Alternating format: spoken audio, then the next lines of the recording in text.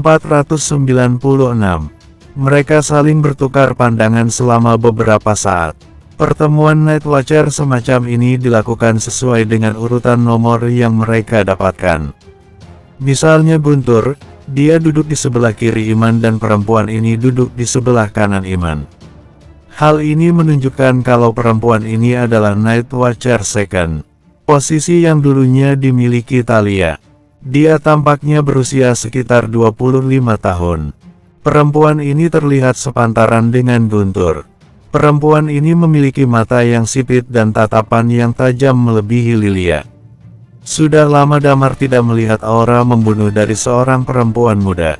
Terlebih lagi sejak dia berada di Sin City, perempuan yang ada di sana selalu sibuk dengan pekerjaan rumah tangga. Melihat perempuan muda duduk di posisi second adalah hal yang baru sejak kepergiannya selama di Sin City. Damar terus menatap perempuan itu beberapa kali tanpa sadar. Damar, sudah lama tidak bertemu tapi tabiatmu masih sama ya. Masih saja melihat perempuan cantik tanpa mengedipkan mata. Di sebelah kanan perempuan itu, duduk seorang wanita berusia 30-an sedang tertawa meledek Damar. Damar melihatnya dan berkata, "Jangan bicara omong kosong." Setelah itu Damar melihat seseorang di sebelah Guntur dan berkata, "Arton, kamu benar-benar sesuatu ya." Dilewati dua junior dan sekarang dilewati Bella. Bella, dia adalah Night Watcher third. Sebelum Damar amnesia, Bella masih menjadi Night Watcher 16 saat itu. Tapi tanpa diduga, dia bisa mencapai third hanya dalam kurun waktu 3 tahun. Banyak orang yang dikenal Damar saat ini, baik anggota baru ataupun yang sudah lama. Tentu saja, ada juga yang dulunya dikenal Damar sudah tidak ikut duduk di pertemuan kali ini. Melihat pertemuan kali ini, Damar merasa tidak bisa untuk tidak mengenang masa lalu. Di kota BJ, tidak ada yang tahu kapan tepatnya Ghost datang. Mereka juga masih belum tahu para Ghost yang datang memiliki kekuatan tingkat apa. "Ini bukan acara reuni untukmu, cepat duduk," kata Iman sambil melirik Damar yang masih berdiri. Bukannya duduk di kursi yang disediakan, Damar memilih duduk di kursi dekat tembok. Iman mengangkat alisnya dan berkata, "Wah, apa kamu masih marah padaku? Aku bukan lagi Night Watcher, jadi aku tidak pantas duduk di meja utama dengan kalian," jawab Damar sambil duduk dengan tenang. "Kamu," Iman terlihat kesal dengan jawaban Damar. "Oke, hampir semua tim sudah akan tiba seluruhnya. Peringkat 20 besar Night Watcher juga akan ikut pergi, dan mereka adalah prajurit terkuat yang kami miliki." Sebelum Iman semakin terpancing, Hugo segera membuka pertemuan itu. Semua orang harus tahu kenyataan dari situasi saat ini. Ini adalah invasi terbesar yang pernah dilakukan Ghost. Mereka sudah berhasil mendarat di BJ. Menurut informasi yang didapatkan, pasukan kali ini dipimpin oleh Gold Ghost. Ada juga 9 Red Ghost yang... Hah? Apa? Mendengar hal ini, beberapa orang menghela napas berat. Tentu saja, Red Ghost tidak perlu kalian pedulikan. Hugo terus melanjutkan ucapannya. "Sekarang semua tingkat dewa di seluruh dunia bisa ikut bergabung bersama kita dan mereka yang akan menghadapinya, kecuali Hot Gas yang ada di Sin City. Sudah ada yang sampai di BJ dan ada beberapa yang masih dalam perjalanan menuju ke sana." "Apa maksudmu, Pak?" "Aku hanya tinggal beberapa langkah saja bisa mencapai tingkat dewa, dan anggota timku bukan orang sembarangan, mereka kompeten. Kami tidak kesusahan kalau hanya menghadapi Red Ghost," teriak Guntur tidak terima. "Kamu belum cukup paham. Kalaupun 2 atau 3 orang tingkat dewa menghadapi mereka, mereka hanya dapat menahan pergerakan para Red Ghost saja," jawab Hugo dengan tenang. "Lalu menurutmu aku bisa bertarung sendiri?" kata Damar. Guntur menoleh dan berkata, "Aku juga bisa bertarung sendiri." "Kamu belum cukup tumbuh," jawab Damar ringan. Guntur sangat marah. Tapi apa yang dikatakan Damar ada benarnya. Bagaimanapun juga, sekarang Damar sudah berada di 3 besar daftar master dan dia sudah pasti tingkat dewa. Itu semua karena kamu lebih tua dariku beberapa tahun. Kalau kita seumuran, aku akan jauh lebih baik darimu," kata Guntur kesal. "Di sini bukan ajang untuk pamer siapa paling hebat," kata Iman. Beberapa Blue Ghost mendarat di tempat yang menyimpang, karena semua ghost lainnya berkumpul di Gunung Athos. Mereka berada di atas dan tidak turun seperti sebelumnya. "Apa?" Damar bertanya sambil melipat tangannya. "Maksudmu sekarang mereka semua sedang berkumpul?" "Benar," jawab Hugo. "Inilah hal yang paling kami khawatirkan. Mereka tampaknya memiliki rencana tersembunyi, jadi bisa dibilang pertempuran kali ini mungkin hal yang paling sulit dalam sejarah Night Watcher. Sepertinya mereka belum bergerak sampai sekarang. Sebagian besar Night Watcher sudah berkumpul di bawah pegunungan Athos. Kalau sampai bentrok, kemungkinan besar pertempuran paling besar akan berada di kota BJ," kata Hugo. "Dan selain itu, tujuan utama memanggil kalian ke sini adalah agar kalian pergi ke sana." "Hah, karena mereka mendarat tidak di satu tempat, ada sejumlah Blue Ghost dan Red Ghost yang berada di daerah penduduk nomaden. Jadi, tujuan kalian sekarang adalah pergi ke sana dan menyingkirkan daerah itu," kata Hugo, sambil melihat Damar. Ia melanjutkan, "Red Ghost, aku serahkan pada kalian." Damar menatap Hugo dan berkata, "Apa kamu sedang menjauhkan kami dari medan perang utama?" Damar curiga ini adalah siasat Hugo menjauhkannya dari medan perang, lalu Iman akan ikut bertarung sampai titik darah penghabisan dan mati di sana. "Kamu berlebihan. Setelah kalian menyelesaikan masalah di sana, segera bergabung ke pegunungan Athos untuk membantu pertempuran terbesar," kata Hugo. "Selain itu, sebagian besar orang dari Red Lotus bersembunyi di sana. Kalau memungkinkan, cobalah beri mereka pelajaran. Red Lotus itu seperti anjing, setelah perang meledak mereka akan berada di seberang kita. Tunjukkan kalau kita tidak pernah lunak pada siapapun. Kalau kamu sudah paham, ayo pergi sekarang.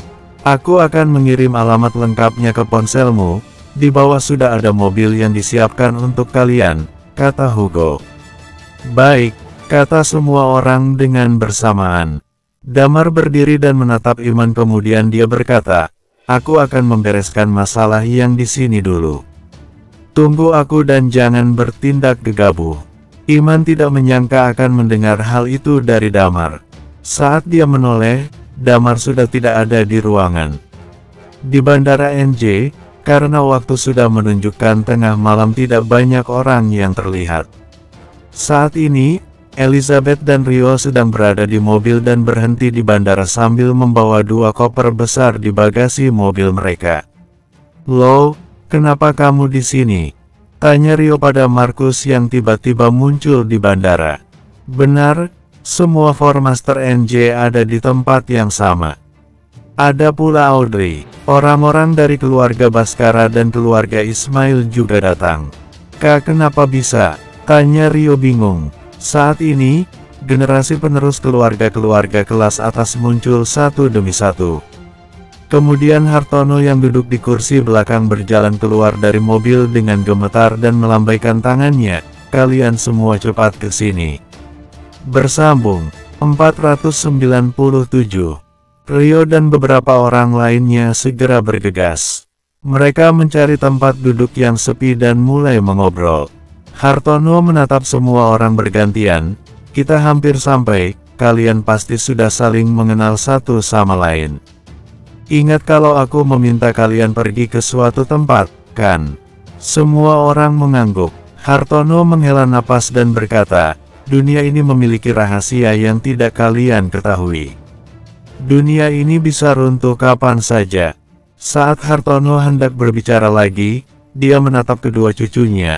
"Kalian berdua tahu kalau Damar adalah Night Watcher, tapi kalian tidak tahu apa yang sebenarnya dilakukan mereka. Dia membantu kita selamat dari bahaya. Kita harus bergerak dan melakukan apa yang kita bisa." Rio mengerutkan kening dan bertanya, "Lalu apa hubungannya hal ini dengan kita yang akan pergi ke suatu tempat sekarang?" Hartono menghela napas dan berkata, "Bagaimana bisa aku memberitahumu? Intinya, mungkin Night Watcher tidak dapat melindungi kami, jadi kami harus mengirim kalian pergi dari sini. Pergi. Elizabeth merasa ada yang ganjil dari apa yang dikatakan kakeknya. Kemana kami akan pergi? Nanti kamu akan tahu, jawab Hartono sambil tersenyum. Kalau saatnya tiba, dan tidak ada keluarga yang mendukung kalian, kalian semua harus bersatu. Kakek, kamu tidak sedang membuat film, kan? Tidak ada kamera tersembunyi, kan? Kami tidak ingin terlibat dalam hal semacam itu, kata Rio. Sudah, kalian pergi sekarang. Kalau sudah tidak ada masalah, aku akan membawa kalian kembali ke sini lagi, kata Hartono. Rio masih merasa ganjal dengan hal ini. Sementara Elizabeth sudah merasa kalau suasana hati kakeknya sedang tidak baik-baik saja. Daripada memperburuk hal ini, Elizabeth dengan cepat memukul lengan Rio untuk memberi isyarat agar berhenti bicara. Lalu Damar bagaimana? Tanya Elizabeth. Dia pasti pergi berperang, jawab Hartono sambil menghela napas berat. Voyage. Meskipun skala organisasi ini tidak terlalu besar, tapi mereka menyembunyikan kenyataan kalau banyak orang kelas atas yang berinvestasi di sana. Bahkan orang-orang Night Watcher ada yang diam-diam mendukung organisasi ini. Sebagai upaya terakhir, Voyage benar-benar harapan terakhir. Damar dan yang lainnya berjalan turun keluar gedung. Talia bergumam dan berkata, aku merasa orang tua itu sengaja mengusirmu. Kita harus pergi sesegera mungkin untuk mengalahkan Red Ghost lalu segera kembali dan membantu mereka, kata Damar sambil mengerutkan kening. Ayo masuk ke mobil dan pergi ke sana lebih cepat agar kita dapat kembali dengan cepat. Sepertinya orang-orang di sana tidak terlalu berbahaya, kata Damar. Apa-apaan ini? Kita sudah keluar dari Night Watcher tapi kita masih saja membantu melakukan tugas dari mereka, kata Chris. Lalu kamu ikut pergi atau tidak? Tanya Talia dan yang lainnya sambil tersenyum. Bukankah lebih banyak yang setuju di sini? Jadi tidak perlu banyak omong, kita segera berangkat. Skak Lilia, Damar. Saat itu, tiba-tiba terdengar suara. Damar yang belum masuk ke dalam mobil segera menoleh dan mendapati Bella bersama perempuan dingin tadi sedang berjalan menghampirinya. Siapa yang sangka ya, aku tidak pernah melihatmu selama 3 tahun dan kamu sudah jadi sekuat ini, kata Bella dengan tenang. Tapi aku beri saran, jangan kamu marah dengan Iman. Tidak mudah bagi orang tua itu, dia cukup tertekan akhir-akhir ini. Setelah mengatakan hal itu, dia kembali berkata, cepat atau lambat, Night Watcher akan jatuh ke tanganmu. Sebentar lagi semua orang akan patuh padamu, dan tentu saja beban yang lebih berat harus kamu pikul. Persetan, Damar menyahut, aku ada urusan sedikit, aku akan naik ke atas dan bertemu orang tua itu. Kalian tunggu aku. Jadi bagaimana? Kapan kamu akan membawaku bertemu mantan istrimu? Aku dengar kamu dulu jadi kuli bangunan selama 3 tahun. Duh, cinta sejati sepertinya, ejek Bella. Setelah itu beberapa orang tertawa. Sial, Damar mengutuk dan berlari menuju gedung yang bernuansa suram itu dengan secepat kilat. Dia segera menuju ruang rapat. Saat ini Hugo dan Iman belum pergi. Saat melihat Damar kembali, Iman mengutuk, hei. Sialan, kenapa kamu kesini lagi? Damar berkata, aku ingin tanya sesuatu padamu. Bagaimana kondisi Sin City sekarang? Tidak bisa dihubungi. Hugo menghela napas, kalau saja mereka bisa ikut bertarung, kombinasi kamu dan Martin mungkin akan sangat berguna. Walaupun Iman ikut bergerak, tapi tetap akan sulit. Hot Gas harusnya menyeret Martin ke sini. Aku bisa mengalahkan setidaknya 1 Gold Ghost, jawab Damar enteng. Selain itu, Pak Iman, jangan mati dulu. Aku tidak bersedia mengambil alih Night Watcher, aku sudah malas. Setelah berbicara, Damar berlari keluar lagi. Saat ini, anggota tim lain juga sudah berkumpul di bawah. Orang-orang ini adalah anggota yang cukup terlatih, seharusnya tidak sulit untuk mereka melawan Blue Ghost. Tentu saja, Red Ghost akan dihadapi oleh Damar dan timnya. Sebuah mobil off-road hitam telah diparkir di sana. Peralatan mereka sudah rapi di bagasi. "Ayo pergi," kata Damar. "Aku sudah taruh alamat di Maps," kata Sheila. "Perjalanan akan memakan waktu sekitar 4 jam. 4 jam? Mungkin tempat itu."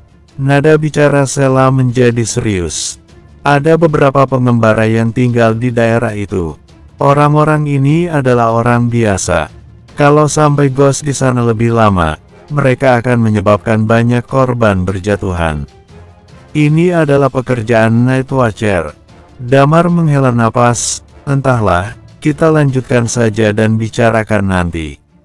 Aku harap Lukas juga ada di sana, supaya kita bisa menghabisinya sekalian." Sebanyak 21 mobil mulai bergerak. Semuanya sudah dimodifikasi. Satu mobil dapat diisi 12 orang tanpa perlu berdesak-desakan. Di dalam mobil, Damar menatap Raisa. Belum sempat Damar berbicara, Raisa sudah berkata, "Jangan khawatirkan aku. Meskipun aku belum pernah bertarung dengan mereka, bagaimanapun juga aku tingkat dewa. Aku bisa mengikuti ritme mereka saat berhadapan langsung." Damar mengangguk lalu berkata, "Chris menyetir terlebih dulu, kita akan gantian per 1 jam. Semua orang harus memiliki waktu untuk istirahat. Tujuan kita kali ini adalah Red Ghost. Kita harus bersiap." Tepat saat Damar dan yang lainnya melaju menuju tempat tujuan. Di NJ, di dalam kasino bawah tanah, di laboratorium Dr. T, Eden sedang duduk di sofa. "Masih ingin ikut perang?" tanya Dr. T. "Iya," jawab Eden dengan enteng. "Kalau begitu pergilah," kata Dr. T sambil tersenyum. "Aku tidak membatasi kebebasanmu. Kamu bisa melakukan apapun yang kamu inginkan. Tentu saja, kamu tidak bisa menyalahkan aku kalau kamu mati." "Dokter, di mana kamu memihak?" tanya Eden. "Kalau kamu tidak juga paham di mana aku memihak, tentu kamu tidak akan bergabung denganku," kata Dr. T. "Pergi ke BJ, bawakan mereka seragam baru ini. Kalau para Night Watcher terlalu banyak yang kalah, hal itu tidak akan bagus untuk penelitianku." Eden tertegun, lalu mengambil pakaian dan mengangguk. "Baik." Bersambung 498. BJ merupakan daerah perbatasan. Para Night Watcher menyebut daerah ini Distrik 46. Di daerah ini terbilang terpencil kalau dibandingkan wilayah kota BJ lainnya. Daerah ini cocok untuk mereka yang ingin melanjutkan hidup. Selain karena luas, wilayah ini ada sumber mata air dan tumbuhan yang tumbuh subur. Banyak perantau atau pengembara yang berkumpul untuk membentuk desa atau suku. Tentu saja, mereka tetap mengikuti perkembangan zaman dan berinteraksi dengan wilayah lain. Mereka memelihara hewan ternak untuk dijual ke keluar wilayah mereka. Hasil perkebunan juga mereka manfaatkan untuk kebutuhan sehari-hari dan sisanya dijual. Tapi malam ini, mereka tidak akan pernah melupakan tragedi mengerikan ini. Mereka melihat datangnya meteor yang tak terhitung jumlahnya mendarat dengan brutal. Mereka menghabisi penduduk yang dijumpai. Tempat ini sudah menjadi lautan darah. Beberapa orang berhasil melarikan diri dan bersembunyi, tapi lebih banyak orang yang tak bisa selamat. 4 jam sudah berlalu. 21 mobil segera berjejer mencapai tujuan pertama mereka. Mereka melihat distrik 46 dengan rasa tidak percaya. Banyak rumah yang sudah habis terbakar. Terdengar teriakan-teriakan orang minta tolong atau bahkan yang sedang berada di ujung napas mereka. Saat ini ada anggota Night Watcher yang sedang melakukan evakuasi dan mencari korban yang selamat. Kecuali Damar dan yang lainnya. Semua Night Watcher sedang memakai seragam kebanggaan dengan kain merah yang disematkan di lengan mereka. Melihat Damar dan yang lainnya, ketua tim yang sedang mengevakuasi segera menghampiri. Ada terlalu banyak Night Watcher di BJ, dan sangat jarang ratusan Night Watcher berkumpul di tempat yang sama. Ketua tim menelan ludah saat melihat Damar dan yang lainnya. Terutama tim 11.762, dia tidak pernah melihat tim itu lagi selama 3 tahun. Legenda Nightwatcher, Damar yang menghilang selama 3 tahun sudah muncul. Bahkan tim 11.762 kabarnya dibentuk ulang. Sekarang, tim legendaris ini sudah muncul kembali. Dia memandang Damar dan menelan ludah lalu berkata, "Aku adalah ketua tim 18.534, Nightwatcher nomor 2450, Fadil." Damar menghela napas dan melihat tanah yang sudah porak-poranda dan bertanya, "Bagaimana keadaannya sekarang?" Fadil menghela napas berat kemudian berkata dengan sungguh-sungguh, "Tidak ada yang selamat. Tapi aku masih tidak tahu pasti apa ada yang berhasil kabur atau bagaimana. Dari pengamatan kami, sepertinya ini disebabkan Blue Ghost. Menurut informasi dari anggota lain, mereka berpencar ke segala arah. Tujuan mereka tampaknya menghancurkan apa yang mereka lihat, dan korbannya sangat banyak." Damar mengerutkan kening dan bertanya, "Apa korbannya sebanyak itu?" "Iya. Karena tim kami tidak memiliki kemampuan bertarung yang cukup bagus. Jadi kami kewalahan dengan Blue Ghost. Kami juga ingin bertarung kalau bisa, tapi kami di sini bertugas untuk mengevakuasi korban." Damar menepuk pundak ketua tim yang terlihat sedang berkaca-kaca. "Jangan khawatir, kami sudah sampai. Semua ini akan segera berakhir. Zero, tolong, kamu harus segera menyelesaikan perang ini. Semakin cepat ditangani maka semakin banyak nyawa orang biasa yang dapat diselamatkan," kata Fadil dengan mata memerah. Damar memukul dadanya dengan satu tangan dan berkata, "Aku janji." Fadil mengangguk puas. "Hei, siapa yang Zero di sini?" Guntur terlihat kesal. Tidak seperti biasanya, Bella memandang Damar dan berkata, "Apa rencanamu?" "Tidak ada banyak waktu yang tersisa. Damar harus berpacu dengan waktu." Dia menghela napas dan berkata, "Sekarang semuanya sudah berkumpul, tidak mungkin kita bergerak bergerombol sebanyak ini. Berikan tablet dan buka peta." Sally langsung memberikan tablet untuk Damar. Wilayah ini terlalu luas. Bahkan kalau dihitung hanya ada 21 tim dan itu tidak cukup. Kita memiliki waktu yang terbatas. Jadi, aku sarankan untuk berpencar. Hah, semua orang menatap Damar dengan bingung. Satu tim akan berisi 4 atau 5 orang sepertinya sudah cukup untuk melawan Blue Ghost. Setiap tim bertanggung jawab atas area yang kalian dapatkan. Untuk menyusun strategi dan sebagainya kalian atur sendiri. Aku tidak begitu mengenal karakter kekuatan kalian, Damar menjelaskan. Aku sarankan jangan menggunakan mobil. Kecepatan kita lebih dari mobil dalam cuaca bersalju seperti ini. Cuaca bulan ini cukup bersalju di BJ. Bella mengangguk dan berkata, "Aku mengerti." "Baik," kata beberapa ketua tim lainnya. Guntur diam-diam bergumam, "Sebenarnya, aku juga memikirkan rencana itu." Damar melirik Guntur yang seperti orang bodoh itu kemudian berkata, "Ayo kita tentukan rutenya. Di dekat gunung ini adalah daerah pegunungan Athos. Daerah ini relatif lebih berbahaya karena musuh ada di sana.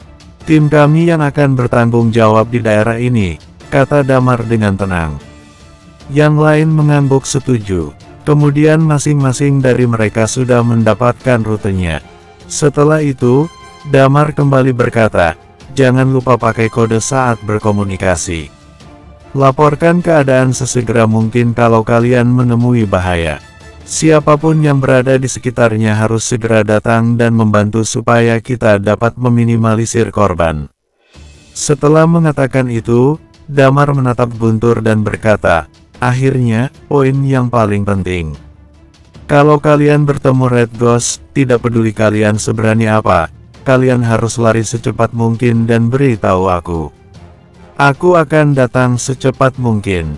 Red Ghost, tidak seremeh yang kalian pikirkan." Semua orang terdiam beberapa saat, lalu mengangguk dan berkata, "Baik." Damar mengangguk dan berkata, aku akan bersama Dewan.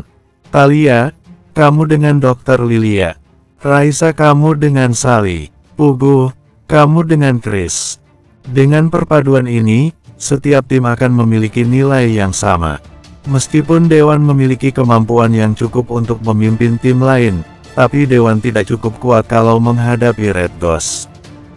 Baik, kata semua orang serempak. Oke, keluarkan tabletnya. Aku akan bertanggung jawab di rute ini. Aku akan bagi kalian rutenya, kata Damar.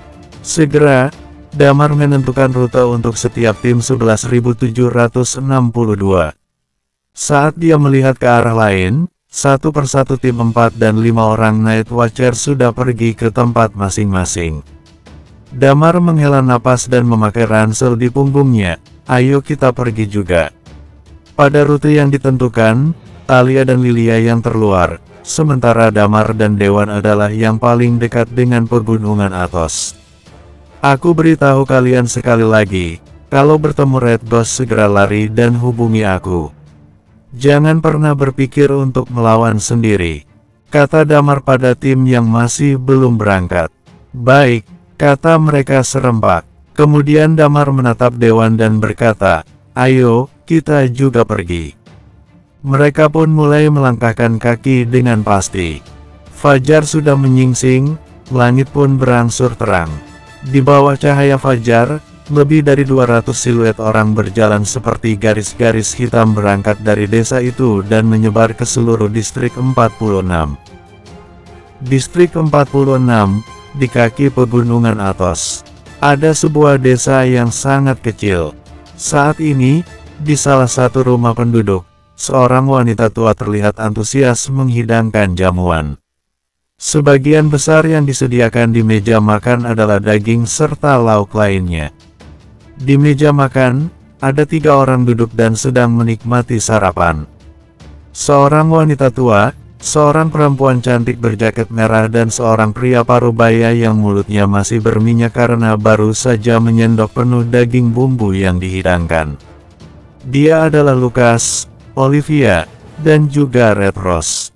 Sebenarnya aku sedikit menyukai tempat ini, tapi sayangnya, kata Lucas. Olivia melirik dan berkata, keluarkan barangnya. Lucas mengangguk dan tidak meneruskan kalimatnya. Dia mengeluarkan sebuah kotak dan membuka kotak itu. Dia mengambil barang yang disimpan di dalam kotak itu, selembar kain tipis. Ada sebuah tulisan di sana. Gunakan untuk melawan siapa saja yang bisa menyerap tulang naga. Orang yang menyerap tulang naga. Red Rose berkata dengan sedikit bingung, itu bukannya Damar. Mata Lucas langsung terbuka lebar. Mungkinkah Tuhan ingin aku membunuh Damar? Olivia terkejut dan kemudian menghela napas. Apa orang yang berusia kurang dari 30 tahun adalah ancaman yang lebih tinggi daripada iman untukmu? Selama Damar mati, aku bisa hidup dengan tenang, kata Lucas penuh semangat. Aku akan segera memberitahu Pak Mono. Dengan mengatakan itu, dia keluar dari rumah dan mengeluarkan ponselnya. Di samping Olivia, Red Rose melihatnya dengan wajah khawatir. Olivia yang tahu isi pikiran Red Rose langsung menggelengkan kepala. Aku akan menemukan cara untuk memberitahu Damar nanti.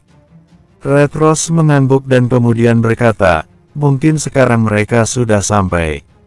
Ada banyak ghost yang tersebar, mungkin saja kita akan segera bertemu Damar. Sekitar 20 km dari tempat Red Rose, di desa dekat pegunungan lainnya. Saat ini, ada kekacauan yang terjadi. Blue Ghost menjarah desa kecil itu. Seiring dengan fajar yang menyingsing, bagi penduduk desa bagaikan api penyucian. Jeritan terus-menerus terdengar mendahului cuitan burung di pagi hari. Satu demi satu penduduk biasa berjatuhan. Darah mereka menjadi genangan tragedi yang tidak pernah sekalipun mereka mimpikan. Ada sebuah bangunan yang hancur, tikar jerami yang berada di tengah ruangan terlihat cukup jelas dari luar. Tikar jerami itu terlihat bergerak seperti gemetar. Rupanya ada seorang anak berusia 10 tahun yang bersembunyi di ruang bawah tanah yang ditutup dengan tikar jerami, namanya Tami. Tubuhnya bergetar hebat dan tercium bau darah yang menyengat. Dia menangis dan menggigit bibirnya, sebisa mungkin tidak bersuara. Di lengannya, ada seorang gadis kecil. Gadis kecil yang meringkuk ketakutan. Dia adalah adik Tami yang bernama Tessa. Dia menutup rapat mulutnya dengan kedua tangan agar tidak bersuara. Mereka dapat mencium bau amis darah di mana-mana. Sekitar setengah jam teriakan histeris dari penduduk terdengar.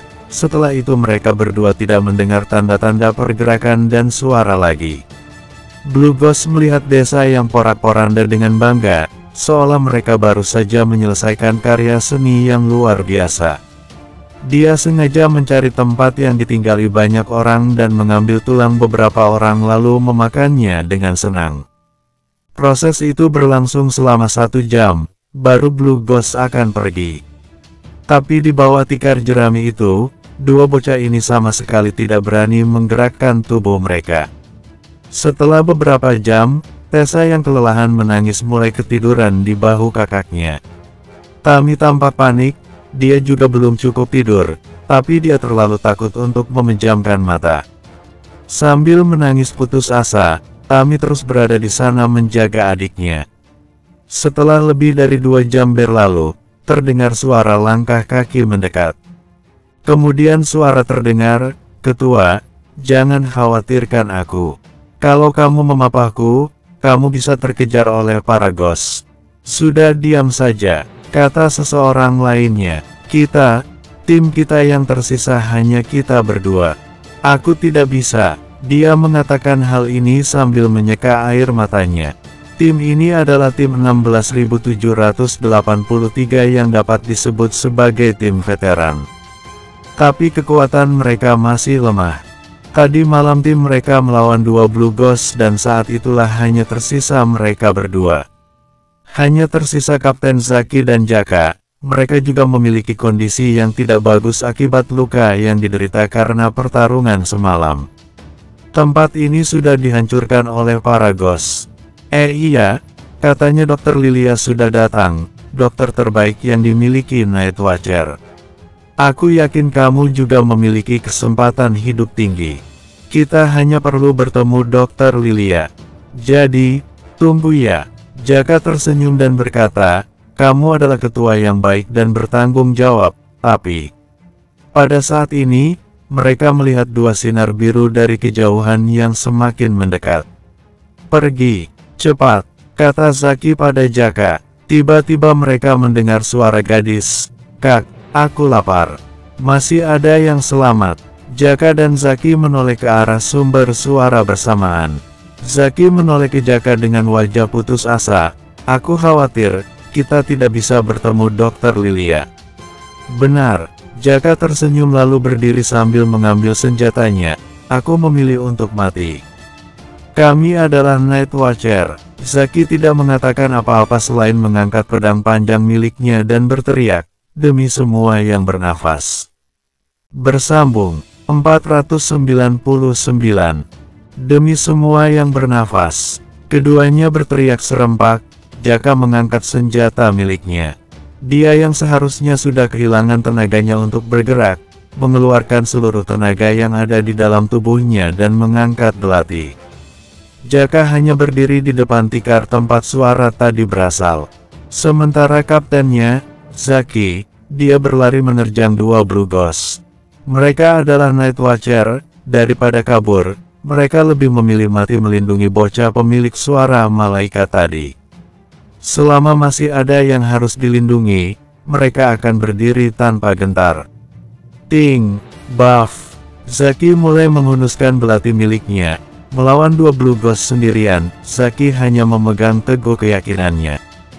Dia harus berdiri paling depan untuk melindungi anak buahnya. Setelah serangan Zaki, Blue Ghost berhasil melayangkan serangan dan membuat Zaki jatuh dengan keras.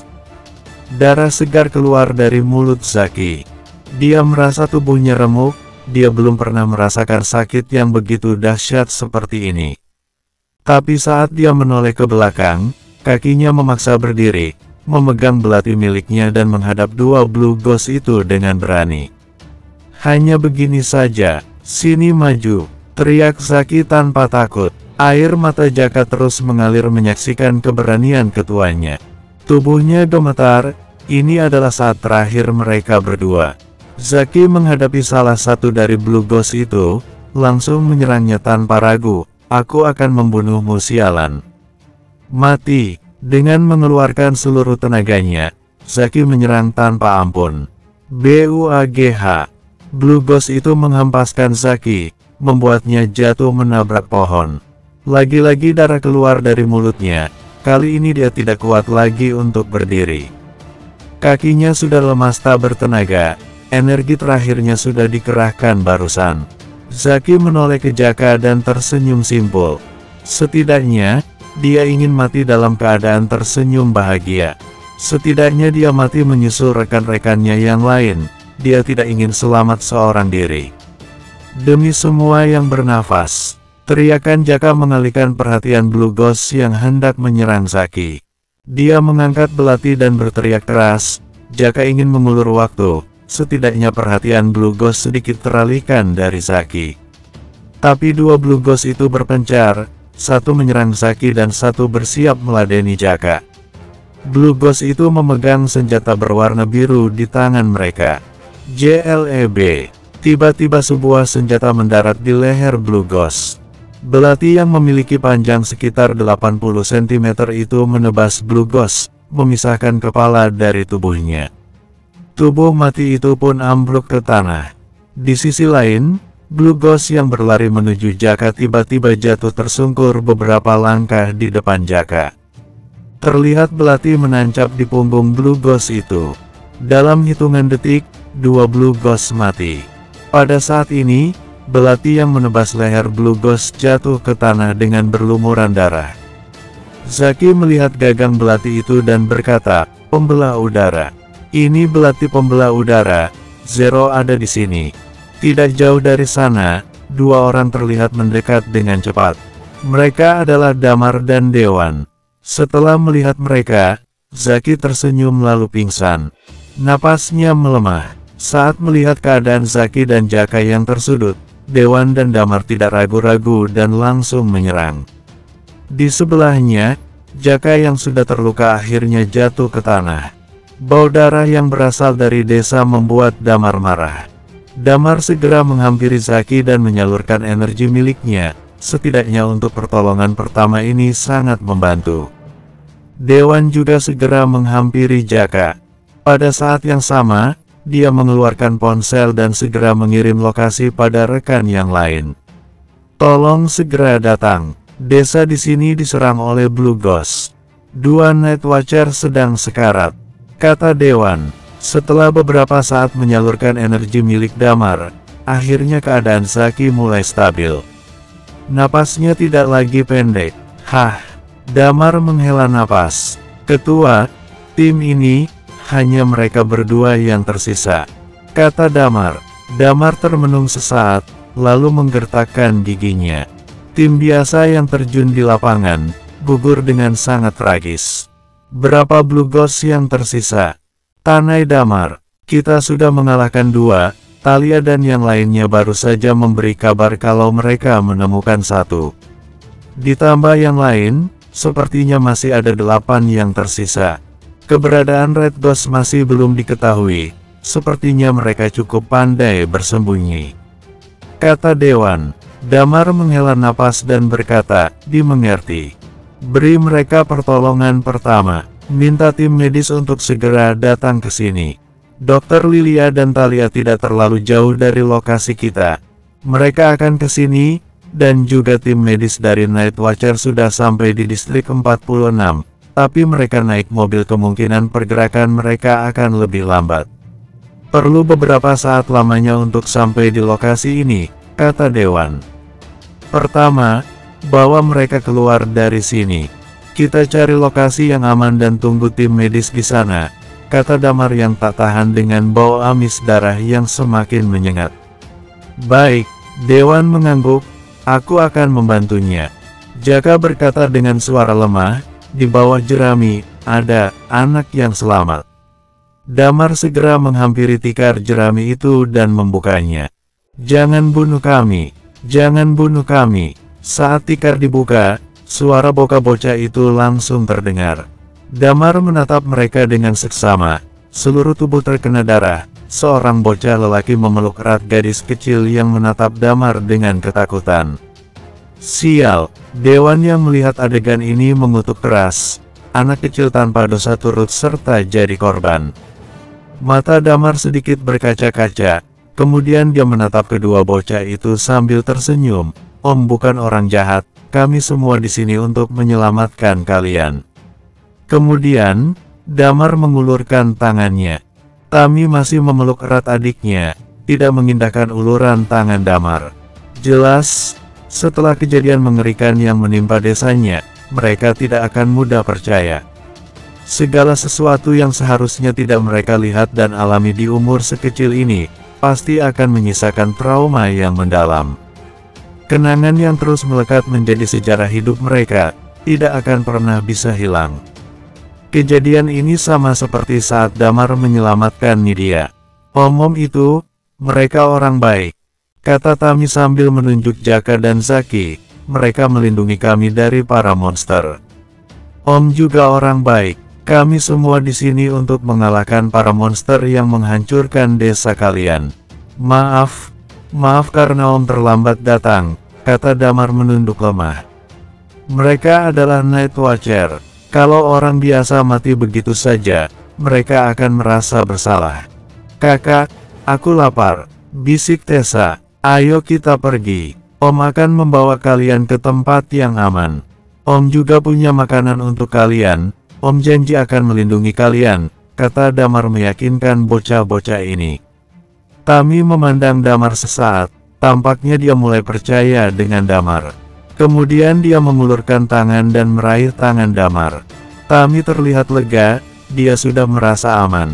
Rasa lelah karena menahan diri di bawah tikar, serta mental yang dari tadi terus diserang membuatnya meledak. Dia mulai menangis, mencurahkan betapa lelahnya jiwa dan raganya. Om, ayah dan ibu sudah mati. Mereka mati karena melindungi kami. Tubuh mereka, kenapa kalian tidak datang dari tadi? Tami meracau sambil terus menangis tanpa henti. Bangsat, Dewan menyeka matanya, berbalik lalu menghampiri Tessa dan menutup mata bocah kecil itu. Dia tidak ingin anak yang masih polos harus menyaksikan lautan darah yang menenggelamkan desa mereka. Setiap kaki berpijak, ada darah. Damar memandang Tami yang terus menangis, hatinya seperti disayat-sayat. Damar memeluk Tami dan berkata, maaf aku terlambat. Semuanya akan baik-baik saja, Om akan membawa kalian pergi dari sini dulu, oke? Tami masih terus menangis tanpa henti. Dia hanya dapat menyebut ayah dan ibunya di tengah derayan air mata yang menyesakkan dada setiap orang yang melihatnya. Ayah, ibu, hanya dua kata yang terus dia ulang, dua kata, dua orang yang paling berharga dalam hidupnya telah pergi untuk selama-lamanya. Damar terus memeluk Tami dengan erat. Hanya ini yang dapat Damar berikan. Setidaknya Damar memberikan tempat bocah lelaki yang sedari tadi menahan tangis demi menjaga adiknya. Berangsur-angsur suara Tami semakin tenang, dia bersandar di bahu Damar dengan lemas. Sepertinya dia tertidur, dia lelah, pasti sangat lelah. Memeluk erat adiknya, menjadi tempat berlindung adiknya, memastikan keadaan agar aman untuk adiknya. Dia layak untuk mendapatkan tidur. Melihat Tami sudah tertidur, Damar menghela napas dan berdiri. Dia menggendong Tami di sisi kiri. Bisakah kamu membawa gadis itu dan satu orang yang terluka? Bisa ketua, angguk Dewan. Keduanya pun membawa dua orang anak dan dua orang dewasa yang terluka. Mencari tempat yang lebih layak, setidaknya menjauhi darah. Setelah berjalan selama sekitar 1 menit, mereka menemukan sebuah gua. Pas sekali, gua yang muat untuk mereka berenam. Setelah masuk, Damar mengambil beberapa makanan yang ada di ransel untuk Tessa. Gadis itu terlihat sangat kelaparan. Tanpa pikir panjang dia menerima makanan yang diberikan Damar. Damar menghela napas dan berkata, kita cari kayu untuk membuat perapian.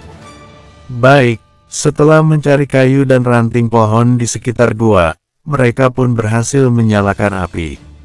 Damar memandang Dewan dan berkata, "Dewan, kamu jaga mereka. Aku akan kembali ke desa dan melihat apa ada yang selamat.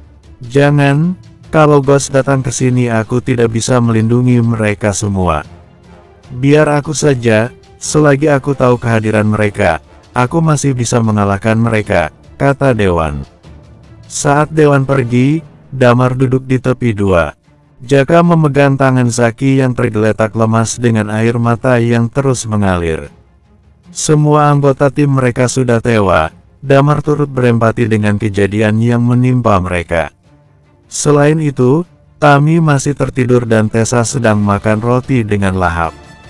"Ceritakan tentang pertempuran kalian," kata Damar memandang Jaka. "Tidak lama setelah kami pergi, kami bertemu 3 ghost yang sedang menyerang sebuah desa. Kami bergegas mengalihkan mereka agar menjauh dari desa," kata Jaka. "Tapi tim kami bukan prajurit dengan kekuatan hebat. 3 blue ghost membuat tim kami kewalahan." Saat dia bercerita, air mata mulai mengalir. "Kemudian blue ghost mulai membunuh satu persatu anggota tim kami. Aku melihat mereka tumbang. Mereka mati. Lalu kapten memberi perintah mundur. Kami pun terpisah. Kami mendengar teriakan anggota tim yang lain. Mereka tidak berhasil kabur dan gugur. Terisa kami berdua. Ketua terus membopongku yang terluka. Sampailah di desa tadi, 2 blue ghost mengikuti kami. Saat aku hendak kabur, aku mendengar suara gadis itu. Kami pun memutuskan untuk menghadapi blue ghost dengan sisa kekuatan yang kami miliki." "Apa kamu takut mati?" tanya Damar. "Takut," angguk Jaka. "Lalu kenapa kamu tidak melarikan diri saja?" tanya Damar. "Karena 2 anak yang selamat. Aku takut mereka ditangkap oleh blue ghost. Kalau bisa memilih siapa yang harus mati, maka sebaiknya itu kami. Anak-anak itu masih memiliki masa depan yang panjang," kata Jaka. "Lagi pula, ini sudah kewajibanku. Kami adalah Night Watcher." Damar memandang Jaka dan berkata, "Begitu rupanya. Baiklah, jangan khawatir, aku akan menyelesaikan masalah ini. Termasuk mereka-mereka yang ada di atas pegunungan Athos. Aku akan menghabisi mereka semua. Aku percaya padamu," angguk Jaka. Ibu, aku ingin bertemu ibu." Tiba-tiba gadis kecil itu berteriak. Damar melihat Tessa mulai menangis sambil memegang erat roti miliknya. Dia hanyalah gadis kecil yang membutuhkan ibunya. Setelah terbebas dari laparnya, Tessa teringat ibunya dan mulai menangis. "Jangan nangis ya, Om akan bantu cari ibumu. Nanti kita cari ibumu ya, oke?" Damar mencoba yang terbaik untuk menenangkan gadis polos ini. Tapi Damar tidak terlalu pandai dalam menenangkan bocah. Tessa masih terus menangis. Tami terbangun karena tangisan adiknya. Dia duduk dan mulai ikut menangis. Saat ini, Dewan kembali dari desa bersama Thalia dan Lilia. Karena mereka berada di rute yang berdekatan, jarak mereka tidak terlalu jauh. Setengah jam sudah cukup untuk keduanya sampai di lokasi Damar.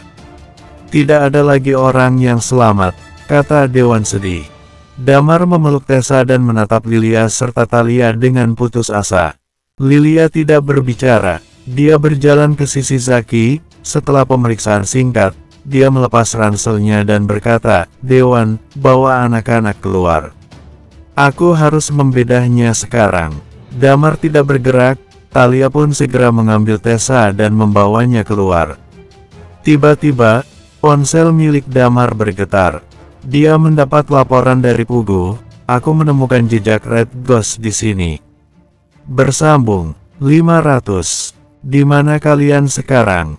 tanya Damar. "Aku akan segera mengirimkan lokasiku. Datanglah dan lihat sendiri. Aku merasa ada sesuatu yang tidak beres," kata Pugu. Damar mengangguk lalu menutup telepon dan menatap Thalia. "Serahkan mereka pada kami. Kamu bisa pergi ke sana sendiri. Dewan akan bergabung bersama kami untuk sementara. kata Thalia, sepertinya tidak masalah kalau kamu bergerak sendirian, kan? Damar menjawab, iya, hati-hati. Segera panggil tim medis.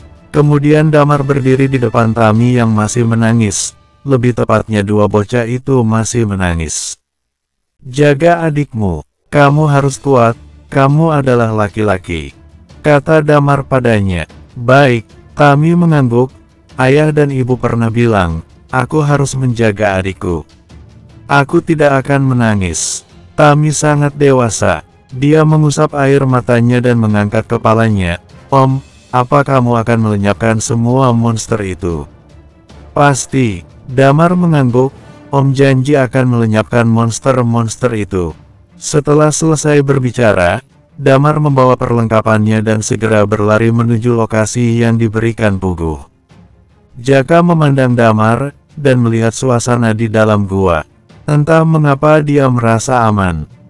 Saat ini di jalan, beberapa bus berisi orang-orang sedang melaju di jalan beraspal.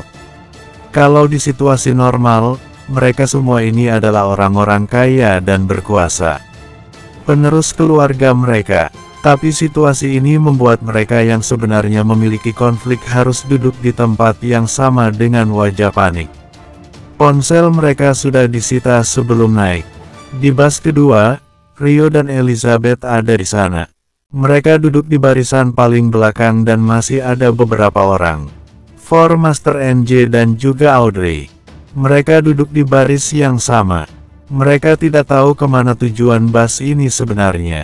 Tapi dari apa yang diucapkan Hartono sebelumnya, mereka berpikir akan dibawa ke pulau terpencil dan harus bersembunyi. Rio, aku takut, sedikit takut, kata Markus sambil menelan ludah. Aku tidak bisa memikirkan apapun sekarang. Mereka naik pesawat, lalu naik bis. Tidak tahu kemana mereka akan pergi, apa yang akan mereka hadapi. Ini seperti acara survival yang mengharuskan mereka bertahan hidup di hutan belantara. Hal yang paling menakutkan adalah ketidakpastian. Kamu itu lelaki dewasa, jangan jadi penakut. Audrey saja tidak bilang kalau dia takut. Di sebelahnya, Marcel segera menyahut, dia itu adikku, adikku yang paling hebat. Selama ini aku terus menjaganya, jangan remehkan dia. Beberapa orang mulai berharap pada Audrey. Bagaimanapun, hanya Audrey yang memiliki kekuatan tingkat tinggi. Harapan mereka tentu ada pada Audrey, tapi melindungi seluruh orang yang ada di bis. Apa Audrey mampu? Audrey terdiam dan mengerutkan kening, jangan terlalu banyak bicara. Mereka naik pesawat dan naik bis tanpa tahu arah. Bagi seorang Audrey sekalipun hal ini cukup membuatnya ketakutan. Ini di mana? Tanya mereka keheranan. Mereka sampai di sebuah tempat seperti gudang.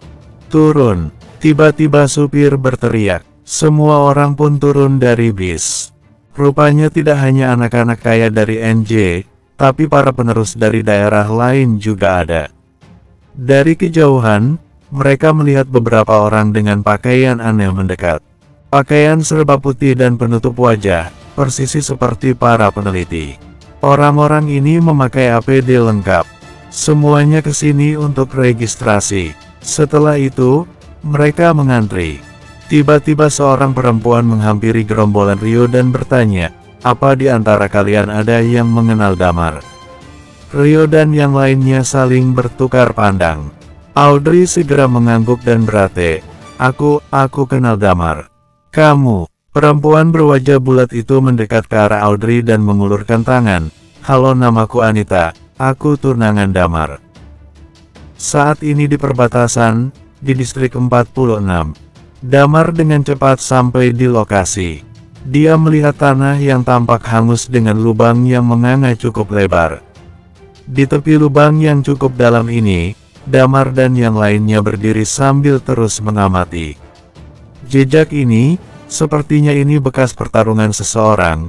Damar menghela nafas dan berkata, orang yang bisa melakukan hal ini kemungkinan hanya Hotgas, Iman dan aku. Jadi hanya para master yang bisa, kata Chris. Damar mengangguk dan berkata, tapi tidak menutup kemungkinan lainnya, kita harus waspada. Damar menghela nafas dan berkata, saat ini helikopter Night Watcher sudah berpatroli. Mereka berkata ada 12 Blue Ghost yang tersisa. Tapi mereka tidak menemukan keberadaan Red Ghost. Segera bergerak. Baik, kata Chris mengangguk dan pergi. Damar masih di sana sendirian, terus mengamati lubang dengan saksama, siapa yang melakukannya. Di depan lubang besar yang cukup dalam, setelah Damar memperhatikan keadaan sekitar, dia melihat kalau baru saja ada jejak pertempuran. Saat dia meneruskan perjalanannya, Damar terus membagikan lokasi secara kontinu pada rekan-rekannya. Tanpa disadari, hari sudah siang. Dalam waktu itu, Blue Ghost sudah berhasil dilumpuhkan. Hanya saja informasi mengenai Red Ghost masih tidak ada. Damar terus mencari jejak pergerakan Red Ghost dengan teliti. Dia terus bergerak lebih dekat ke sekitar pegunungan Athos. Saat Damar semakin masuk ke dalam, sinyal ponselnya mulai menghilang. Saat ini Damar berada di samping ngarai, jejak pertempuran terlihat di tempat itu. Damar mengambil sepasang belati di tangannya, berjongkok dan mulai mengamati sekecil apapun jejak yang ada. Hah! Damar mengernyitkan keningnya. Dia melihat beberapa sosok yang dia kenal, Lucas, Olivia dan Red Rose. Selain itu, ada selusin orang. Yang benar saja, apa aku dikepung? Kata Damar sambil menghela napas. Di dunia ini, tidak ada yang bisa berhadapan langsung dengan Red Ghost kecuali dia dan Iman. Selain itu ada Hot Gas, tapi dia sekarang ada di Sin City, dan Martin juga ada di sana. Terlalu kecil kemungkinan orang-orang itu melawan Red Ghost di sini. Damar memikirkan kemungkinan lainnya, yaitu para 7 pendiri Red Lotus. Ketujuh orang itu sangat kuat. Hot Gas menempati urutan kedua, Bu Olivia juga seorang tingkat dewa.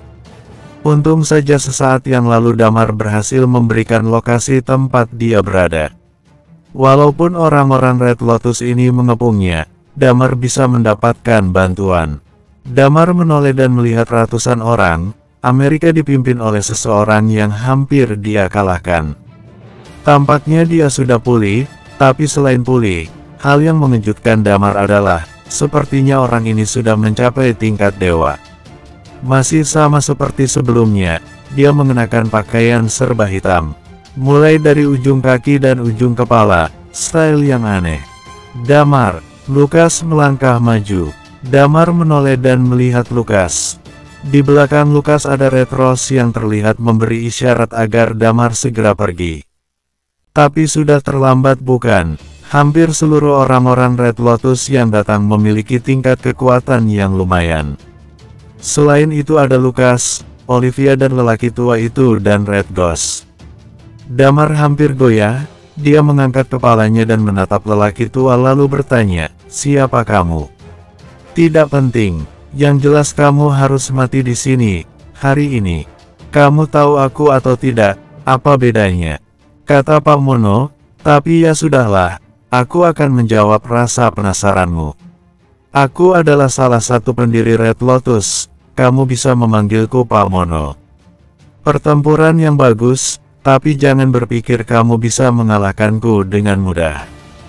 Kata Damar, aku tidak menyangkal kehebatanmu. Usia yang cukup muda tapi sudah mencapai level yang luar biasa. Padahal aku menyiapkan jebakan tadi untuk memancingmu dan pasukan lainnya, tapi sangat disayangkan kamu datang sendiri. Lebih tepatnya, ini bentuk kecerobohanmu. Tapi tidak apa, akan lebih bagus kalau aku menghabisimu lebih dulu, kata Pak Mono. Damar duduk dan berkata, benarkah? Aku sebenarnya cukup penasaran. Apa kalian cukup yakin bisa mengalahkan para Ghost? Apa kamu yakin pilihan ini sudah tepat? Lucas segera menyahut, alah, aku tahu taktikmu Damar. Kamu sengaja mengulur waktu menunggu pertolongan datang, kan? Tidak ada gunanya. 3 tahun lalu, kamu seharusnya sudah mati. Kamu hanya beruntung waktu itu masih hidup. Kali ini, kamu tidak memiliki kesempatan untuk melarikan diri.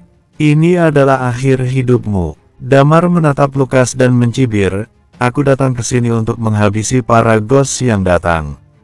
Lalu aku berencana mencarimu dan menghabisimu juga. Padahal aku terus memutar otak untuk menemukanmu. Tapi siapa sangka kamu tiba-tiba datang begini. Hitung-hitung aku tidak perlu mengeluarkan tenaga lebih mencarimu. Kamu adalah musuh terakhir yang masih hidup. Saveri dan Dempsey sudah mati, tinggal kamu sendiri. Kata Damar, sini maju. Damar memegang sepasang belati miliknya, satu pendek dan satu sedikit panjang. Berdiri di tanah bersalju. Walaupun Damar terkepung, tapi tidak ada yang berani ikut campur. Para sampah. Pak Mono mengerutkan kening. Sedetik kemudian dia langsung berhadapan dengan Damar. Red Ghost yang ada di sisi lain mengeluarkan suara yang aneh. Di tangannya ada senjata, pedang panjang. Dia pun juga ikut menghampiri Damar. Bersambung.